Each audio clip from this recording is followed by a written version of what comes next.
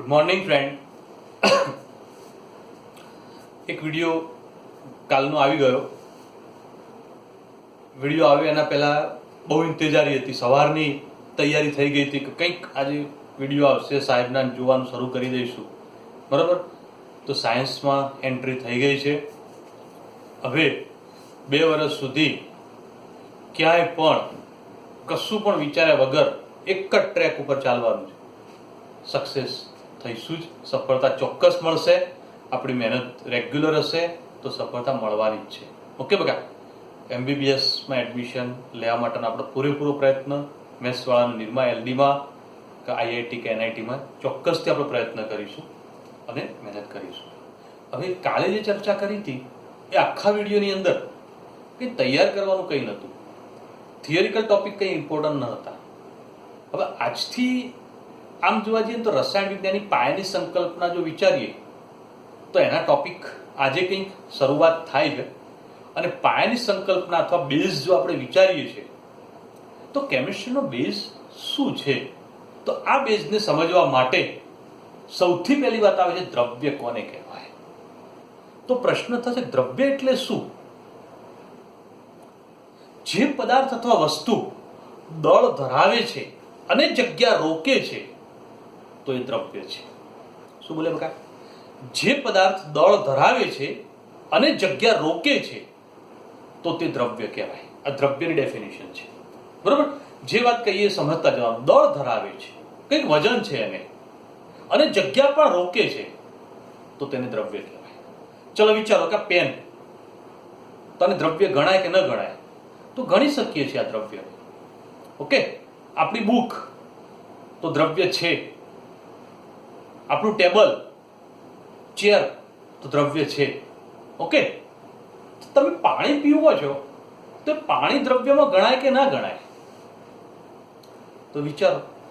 તો પાણી પણ દ્રવ્ય છે. કેમ? કારણ કે પાણી પણ દળ ધરાવે છે, એને પણ કંઈ વજન છે, અને પાણી જગ્યા રોકે છે. તમે ગ્લાસમાં પાણી ભર્યું હોય તો જગ્યા રોકાય છે. ઓકે? તો એ પણ દ્રવ્ય છે. તો એક પ્રશ્ન થાય કે હવા દ્રવ્યમાં ગણાશે કે નહીં ગણાય? હવા દ્રવ્ય છે કે નથી? તો હવે એના પર ફોકસ કરીએ કે ભાઈ હવા પણ દ્રવ્ય છે. કેવી રીતે? વિચારો. એ પણ દળ ધરાવે છે.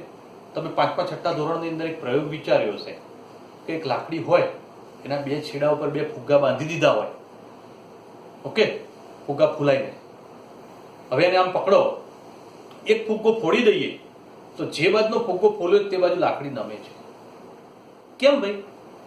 કારણ કે અંદર હવા ભરેલી છે ને હવાને પણ દળ છે એવું સાબિત થાય છે એનાથી. તો મતલબ દળ ધરાવે છે, જગ્યા પણ રોકે છે. જો જગ્યા ન રોકતો હોત તો ફુગ્ગો ફૂલાયો ન હોત. તો આનો મતલબ શું થયો? કે હવા પણ દળ ધરાવે છે અને જગ્યા રોકે છે.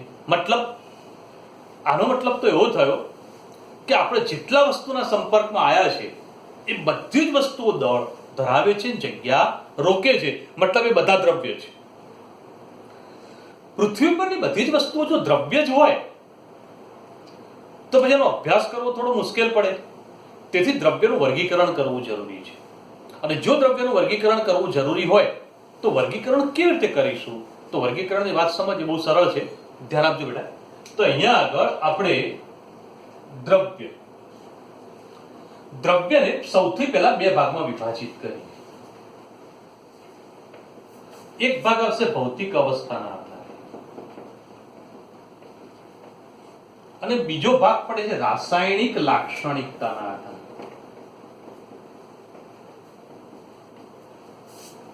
ઓકે? હવે ભૌતિક અવસ્થાના આધારે જો દ્રવ્યનો ભાગ પાડીએ છીએ તો ભૌતિક સ્થિતિના આધારે દ્રવ્ય 3 ભાગમાં વિભાજિત કરી શકાય. ભૌતિક અવસ્થાના આધારે 3 ભાગમાં વિભાજિત કરી શકાય. તો એની અંદર આવશે ઘન, બીજું છે પ્રવાહી અને ત્રીજું આવશે વાયુ. બહુ સરળ વાત છે. ઓકે?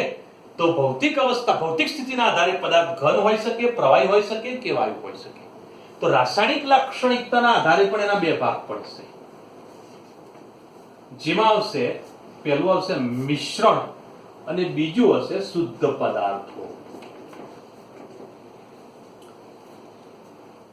મિશ્રણ હોય કાં તો શુદ્ધ પદાર્થ હોય. ઓકે, હવે મિશ્રણ હોય તો એની અંદર બે ભાગ પડશે. તો ધ્યાન આપજો બકા, સમાંગ મિશ્રણ અને બીજો ભાગ પડે જેમાં આવશે વિષમાંગ મિશ્રણ. ઓકે, તમને તો એક સમાન મિશ્રણ એટલે શું, વિષમાંગ મિશ્રણ એટલે શું તેની ચર્ચા ડિટેલમાં કરીશું. ઓકે, હાલ ટેન્શન ન થતા. શુદ્ધ પદાર્થોની અંદર બે ભાગ પડે છે એમાં પણ, અને એની અંદરના બે ભાગ છે તત્વ અને બીજું છે સંયોજન. બરાબર?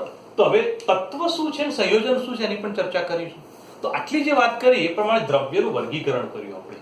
અને જો દ્રવ્યનું આ વર્ગીકરણ થયું હોય તો વર્ગીકરણની અંદર જે નીચેના પોઈન્ટ છે ને કે જે ઘન છે, પ્રવાહી છે, વાયુ છે, બીજું સમાંગ મિશ્રણ, વિષમાંગ મિશ્રણ, તત્વ અને સંયોજન, આ દરેક વિશે આપણે ટૂંકમાં ચર્ચા કરવાનો પ્રયત્ન કરીશું.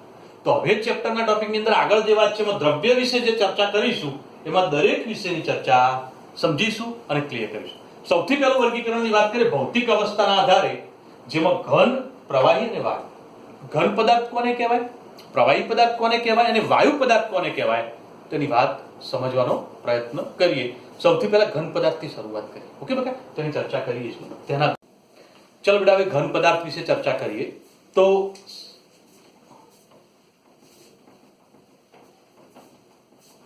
ઘન અવસ્થા, ઘન પદાર્થો.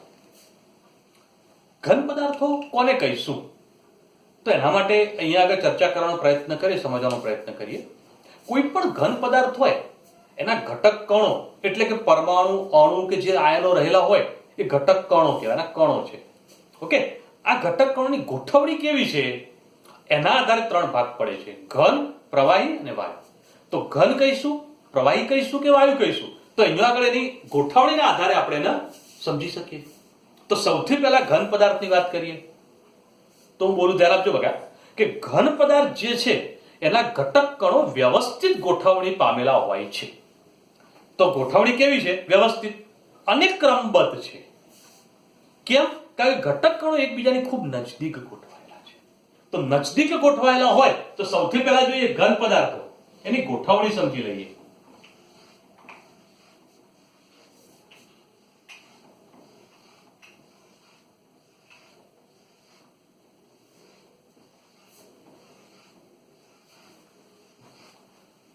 આ ઘન પદાર્થની અંદર કણો મેં ગોઠવ્યા, બરાબર? તો આ કણો કેવી રીતે ગોઠવાયા છે? ખૂબ નજદીક છે. જુઓ, આ કણ એના બાજુના કણ સાથે અડકેલો છે, તો અહીંયા પણ એવું છે, તો નીચે પણ એ રીતે છે. તો આ ગોઠવણી કેવી બની બકા? ખૂબ નજદીક છે. અને નજદીક હોવાના કારણે કેવી બનશે? વ્યવસ્થિત અને ક્રમબદ્ધ છે. તમે જોઈ શકો છો કે વ્યવસ્થિત દેખાય છે, ક્રમમાં છે. તો ક્રમમાં દેખો, એક ગોળાની નીચે બીજા ગોળાઓ આવી જ જાય છે. તો ગોઠવણી કેવી બની? વ્યવસ્થિત અને ક્રમબદ્ધ ગોઠવણી પામેલા છે. તો આ ગોઠવણી કોની બની બકા? ઘન પદાર્થોની. હવે આ ઘન પદાર્થની અંદર જે ઘટક કણો હોય એ ઘટક કણો હેરફેર કરી શકતા નથી. મતલબ આ ઘટક કણ જેમ ગોઠવાયો તો આ કણ અહીંથી ખસીને અહીંયા આવી જાય, આ કણ ઉછળીને બહાર પડી જાય, એવું ન થાય. તો એનો મતલબ શું થયો? કે એની ગોઠવણી નથી બદલાતી. તો એનો મતલબ શું થયો? કે આ ગોઠવણીમાં શું કહ્યું બકા? હેરફેર કરી શકતા નથી. કેમ? કારણ કે તેના કણો જે છે એના વચ્ચે અવકાશ હોતો નથી. શું કહીશું? અવકાશ હોતો નથી. સ્પષ્ટ જોઈ શકો છો કે આ કણ છે એને ખસીને અહીંથી અહીંયા નીચે આવવું છે, તો તમે જો આ કણ ગોઠવાય એટલી જગ્યા છે નથી, એટલો અવકાશ નથી, એટલી ખાલી જગ્યા નથી.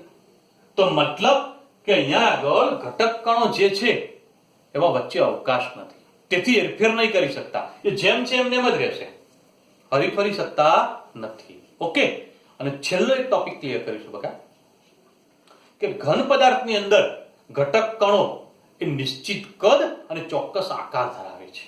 તો ઘન પદાર્થ નિશ્ચિત કદ અને ચોક્કસ આકાર ધરાવે. તમે જોઈ લો, આ જે આપણે લીધું એની અંદર શું છે? ચોક્કસ કદ છે અને એનો ચોક્કસ આકાર પણ છે. તો એનો ચોક્કસ કદ અને ચોક્કસ આકાર ધરાવે છે. તો આ શું થઈ ગયું બકા? ઘન પદાર્થની વાત. આવા ઘન પદાર્થના ઉદાહરણ કયા લઈશું? તો ઉદાહરણ લઈ શકીએ છીએ તો એની અંદર વિચારો બકા, લોખંડ છે, તાંબુ છે, બરફ છે, સોડિયમ છે, ઘણા ઉદાહરણ લઈ શકો છો. હા, પણ જે ઉદાહરણ લો ને એ શક્ય હોય તો વૈજ્ઞાનિક સાથે સંકળાયેલા હોય એવા ઉદાહરણ લેજો. બરોબર છે? કેમ? તો જુઓ, લોખંડ, તાંબુ, બરફ, સોડિયમ વગેરે ઉદાહરણ તમે લીધા, તમને એમ થાય કે સાહેબ મારા ચપ્પલ ઘર જ કહેવાય ને, લઈ શકાય ને, સ્કૂલ બેગ, એ ઉદાહરણ. હા, ખોટા નથી તમે, પણ એવા ઉદાહરણ અપાય નહીં. ઓકે, તો ધ્યાન રાખજો બકા કે અહીંયા આગળ ઉદાહરણ આવા લેવાના. ઓકે, હવે ઘન પદાર્થ પછી આપણે બીજા પદાર્થની ચર્ચા કરીએ અને એમાં વાત આવશે પ્રવાહી પદાર્થ.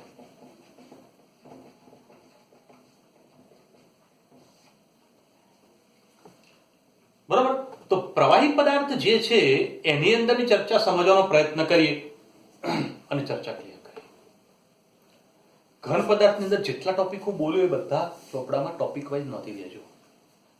બરાબર? કારણ કે બુકની અંદર જે વર્ણન આપ્યું છે ને એટલું બધું સારું નથી આપ્યું, થોડું મિક્સ થઈ જાય એવું આપ્યું છે. ઓકે બકા? તો થોડું વ્યવસ્થિત ક્લિયર થઈ જાય અને એ રીતે તૈયારી થાય એટલે ટોપિક વાઇઝ નોંધી દેજો એને. ઓકે, હું તમને આના માટે એક પેમ્પલેટ પણ આપીશ. બરાબર? એક પીડીએફ મોકલાવીશ વોટ્સઅપ ગ્રુપમાં, આપણા વોટ્સઅપમાં તમને, પણ એ નેક્સ્ટ વીકમાં આપણે કરીશું. ઓકે, પણ હાલ ચોપડામાં થોડું નોંધવાનું કરો કે જેના કારણે જે સમજાય એ નોંધ્યું રિપીટ કરો. ઓકે બકા? હવે પ્રવાહી પદાર્થ માટે, તો પ્રવાહી પદાર્થની અંદર શું? તો એમાં ઘટક કણો ઘનની સાપેક્ષમાં થોડા દૂર ગોઠવાયેલા હોય છે. શું બોલે બકા? ઘટક કણો ઘનની સાપેક્ષમાં થોડા દૂર છે. તો કેવી રીતે ગોઠવણી પામે? તો વિચારીએ. તો અહીંયા આગળ આપણે લઈએ આ પ્રવાહી છે, તો તમે જુઓ ઘનની અંદર ઘટક કણો એકબીજાને અડકીને ગોઠવાયેલા હતા. પ્રવાહીની અંદર દૂર દૂર છે, વચ્ચે ખાલી જગ્યા છે. ઓકે, તો આનો મતલબ શું થયો કે પ્રવાહીની અંદર ઘટક કણો ઘનની સાપેક્ષમાં થોડા દૂર ગોઠવાયેલા છે. તેના કારણે તેની ગોઠવણી કોઈ નિયમિત કે ક્રમબદ્ધ નથી. જુઓ, ક્રમબદ્ધ નથી, કોઈ ચોક્કસ નિયમિત ગોઠવણી નથી આવતી. બરાબર? અને જો નિયમિત ગોઠવણી નથી, ક્રમબદ્ધ ગોઠવણી નથી, તો આવા ઘટક કણો એ સરળતાથી હેરફેર કરી શકે છે. તમે વિચારો શું થયું બકા? સરળતાથી હરીફરી શકે છે. આ ઘટક કણ છે, આને સમાવવા માટે અહીંયા જગ્યા છે, તો અહીંથી ખસીને અહીંયા આવી શકે, એટલો અવકાશ છે, ખાલી જગ્યા છે. અને જો એટલો અવકાશ હોય તો પોતાની જગ્યા બદલીને અહીંયા જતો રહેશે, તો આ ઘટક કણ અહીંથી ખસીને અહીંયા આવી શકે છે. તો એ જ રીતે આ ઘટક કણ પણ અહીંથી ખસીને અહીંયા જઈ શકે છે. તો ઘટક કણ સરળતાથી પોતાની જગ્યા બદલી શકે છે. કેમ? કારણ કે વચ્ચે અવકાશ હોય છે. ઓકે, હવે એક બીજું વાક્યનું ક્લિયર કરીએ કે પ્રવાહી અવસ્થા હોય તો એની અંદર પ્રવાહી પદાર્થો એ ચોક્કસ કદ ધરાવે છે પણ ચોક્કસ આકાર ધરાવતા નથી. પ્રવાહી પદાર્થો શું બોલે બકા? ચોક્કસ કદ હોય પણ ચોક્કસ આકાર ના હોય. તેથી તેને જે પાત્રમાં ભરવામાં આવે એ પાત્રના જેવો આકાર ધારણ કરે છે. આ વાક્ય થોડું સમજીશું. કદ ચોક્કસ છે. દાખલા તરીકે તમે પાણી લીધું હોય એક બીકરમાં, તો તમે શું કહેશો? 200 મિલીલીટર પાણી લીધું, તો એનો મતલબ એવો છે કે એનું કદ તો ફિક્સ છે 200 મિલીલીટર, પણ એનો આકાર નિશ્ચિત કરી શકશો? એ પાણીને બીકરમાં ભર્યું હોય તો એ બીકર જેવો આકાર બનાવી દેશે. એ જ પાણીને તમે કોનિકલ ફ્લાસ્કમાં ભર્યો હશે તો કોનિકલ ફ્લાસ્ક જેવો આકાર થઈ જશે. એ જ પાણીને ગ્લાસમાં ભર્યું હશે તો ગ્લાસના જેવો આકાર ધારણ કરી દેશે. ઓકે, અને એ જ પાણીને તમે ડોલમાં રેડી દેશો તો ડોલના જેવો આકાર થઈ જશે. તો આનો મતલબ તો એવો થયો કે પ્રવાહી પદાર્થ જે છે એને નિશ્ચિત કદ છે પણ એનો આકાર નિશ્ચિત હોતો નથી. એને જે પાત્રમાં ભરી દઈએ એ પાત્રના જેવો આકાર બની જાય. ઓકે, તો પ્રવાહી પદાર્થ માટે આ બાબત ધ્યાન રાખવાની અને સમજી લેવાની. હવે પ્રવાહીના કેટલાક ઉદાહરણ તમે વિચારી શકો છો, ક્લિયર કરી શકો છો. બરોબર? હું અહીંયા ક્લિયર કરું જ છું, પણ તમે વિચારો. તો અહીંયા આગળ પ્રવાહીના ઉદાહરણની અંદર પહેલી વાત આવે પાણી છે, બીજું છે બેન્ઝીન, ત્યાર પછી વાત આવશે પારો, મર્ક્યુરી અને બ્રોમિન પણ લઈ શકો છો. ત્યાર પછી ટોલ્યુન પણ લઈ શકીએ છીએ. ઇથેનોલ પણ લઈ શકીએ છીએ. તો હવે ઘણા બધા ઉદાહરણ પ્રવાહીના તમે લઈ શકો છો. આમાં એક વાક્ય યાદ રાખજો બધા કે આવર્ત કોષ્ટકમાં જેટલા તત્વો છે ને એમાં બે તત્વો એવા હોય છે કે સામાન્ય રીતે પ્રવાહી અવસ્થામાં હોય છે. બરાબર? કયા? પારો અને બ્રોમિન. આ બે સામાન્ય રીતે પ્રવાહી અવસ્થામાં હોય છે. ઓકે, તો અહીંયા આગળ જે ચર્ચા કરી એ ચર્ચા આપણે શેના માટે કરી, કેવી રીતે ક્લિયર કરી ગયા? તો પ્રવાહી અવસ્થા માટે. બરાબર? તો ટોપિક વાઇઝ નોંધતા જજો બકા. ઓકે, હવે વાયુ અવસ્થા. તો વાયુ પદાર્થો માટે વાત કરીશું. વાયુ અવસ્થા માટે વાત કરીશું. તો વાયુ અવસ્થા માટે ચર્ચા કરીએ તો અહીંયા આગળ સમજીએ બકા કે વાયુ પદાર્થની અંદર ઘટક કણો ઘન અને પ્રવાહીની સાપેક્ષમાં ઘણા દૂર ગોઠવાયેલા હોય છે. વાયુમાં ઘટક કણો કેવા છે? ઘન અને પ્રવાહીની સાપેક્ષમાં દૂર દૂર, ઘણા દૂર. તો એ સમજી લઈએ. ધારો કે એક પાત્ર છે એમાં વાયુના કણો જે છે ગોઠવાયેલા છે. તો વિચારો આના સાપેક્ષમાં કણો ઘણા બધા દૂર ગોઠવાયા છે. તો સીધી સરળ વાત છે, જો ઘણા બધા દૂર દૂર ગોઠવાયેલા હોય તો આવા ઘટક કણો જે છે એ પાત્રમાં સરળતાથી હેરફેર કરી શકે છે. પાત્રમાં સરળતાથી હેરફેર કરી શકે છે. તો આ ઘટક કણો સરળતાથી હેરફેર કરી શકે. કેમ સરળતાથી હેરફેર કરી શકે છે?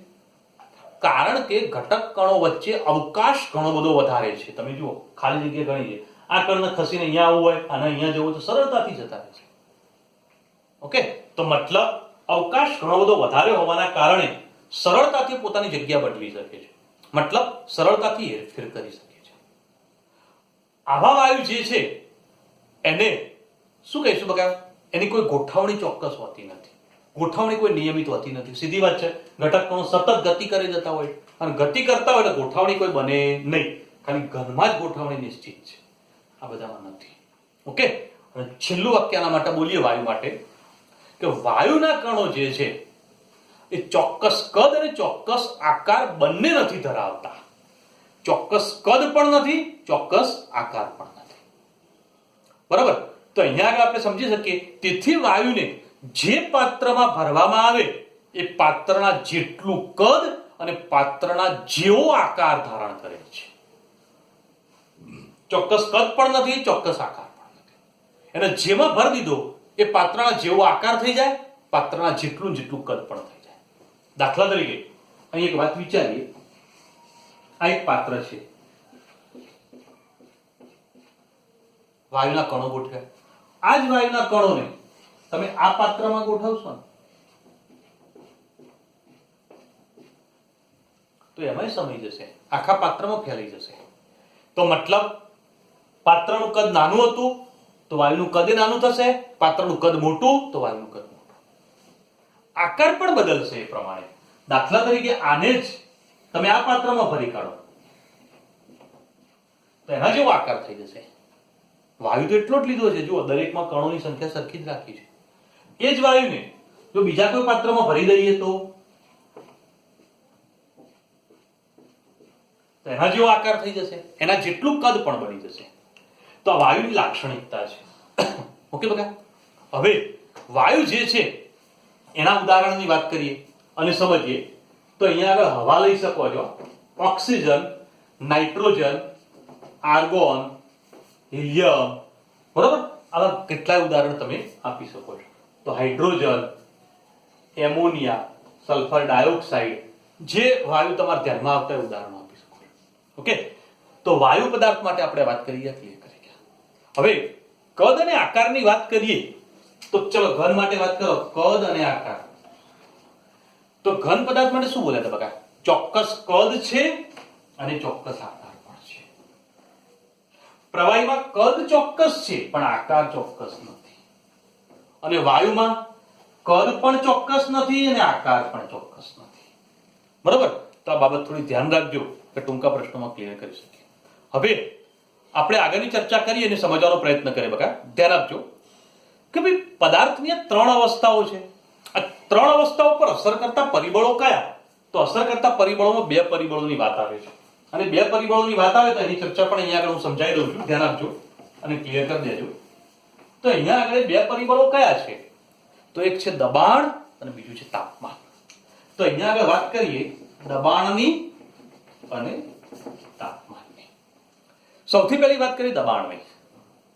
દબાણનું પરિબળ જો સમજીએ છીએ તો દબાણની અસર એ ફક્ત ને ફક્ત વાયુ પદાર્થ ઉપર જ નોંધનીય થાય છે. ઘન અને પ્રવાહી પર દબાણની અસર થતી નથી. તેથી પદાર્થની અવસ્થા બદલવી છે, વાયુમાંથી પ્રવાહી કે પ્રવાહીમાંથી ઘન અથવા ઘનમાંથી પ્રવાહી કે પ્રવાહીમાંથી વાયુમાં રૂપાંતરણ કરવું હોય તો દબાણના ફેરફાર દ્વારા આપણે ન કરી શકીએ. દબાણનો ફેરફાર કરવાથી આ ફેરફાર શક્ય ન બને. તો તાપમાનનું પરિબળ આના માટે બહુ અગત્યનું છે. તાપમાનમાં ફેરફાર કરવામાં આવે તો પદાર્થની આ અવસ્થાઓ બદલાઈ શકે છે.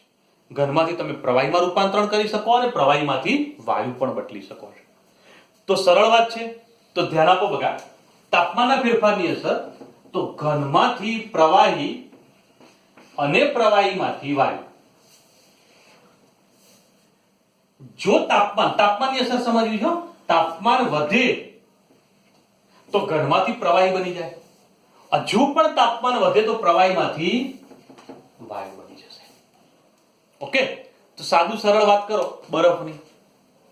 તો એક બરફનો ટુકડો લઈ લઈએ, એનું તાપમાન થોડું વધારીશું અથવા ખુલ્લા વાતાવરણમાં મૂકી દઈએ તો શું થશે? બરફ પીગળીને પાણી બની જશે, મતલબ પ્રવાહી બની ગયું. કેમ ઘનમાંથી પ્રવાહી બન્યો બકા? કારણ કે તાપમાનમાં વધારો થયો. હજી પાણીને થોડું વધારે ગરમ કરો તો પ્રવાહીમાંથી વાયુ બની જશે, મતલબ પાણીની બાષ્પો બનશે, વરાળ બની જશે. ઓકે, તો મતલબ પદાર્થની ભૌતિક સ્થિતિ બદલવી હોય તો તાપમાન ખૂબ જ અગત્યનું પરિબળ છે. તો ધ્યાન રાખજો. તો એ જ રીતે વાયુમાંથી પ્રવાહી બનાવવું હોય તો તાપમાન ઘટે. તો અહીંયા પ્રવાહીમાંથી ઘનમાં પણ તાપમાન ઘટે. સીધી વાત છે. પાણીની વરાળ હોય, એ વરાળને ઠંડી પાડી દઈએ તો વાયુમાંથી પાણી પ્રવાહી બની જશે. અને એ જ પાણી જે છે એને ફ્રીજમાં મૂકી દઈએ, ફ્રીઝરમાં, તો તાપમાન નીચું જશે તો બરફ પણ બની જશે. તો મતલબ કે અહીંયા આગળ આપણે ઘનમાંથી પ્રવાહીમાંથી વાયુ અને વાયુમાંથી પ્રવાહીમાંથી ઘનમાં કોઈ પણ અવસ્થામાં રૂપાંતરણ કરવું હોય તે રૂપાંતર કરવા માટે કયું પરિબળ અસર કરે છે? તાપમાનનું પરિબળ. દબાણનું પરિબળ નહીં. કેમ? કારણ કે આપણે બોલ્યા એ પ્રમાણે દબાણ ફક્ત વાયુ ઉપર અસર કરે છે. પ્રવાહી અને ઘન ઉપર દબાણની અસર લગભગ નથી થતી, નહિવત છે. તે દબાણનું પરિબળ અહીંયા આગળ પદાર્થની ભૌતિક અવસ્થા બદલવા માટે અગત્યનું નથી. ઓકે બરાબર? તો અહીંયા આગળ ભૌતિક સ્થિતિના આધારે જે વર્ગીકરણ કર્યું એ ક્લિયર કરી ગયા. રાસાયણિક લાક્ષણિકતાના આધારે મિશ્રણ અને શુદ્ધ પદાર્થોની ચર્ચા નેક્સ્ટ વિડીયોમાં કરીશું. Okay, good day.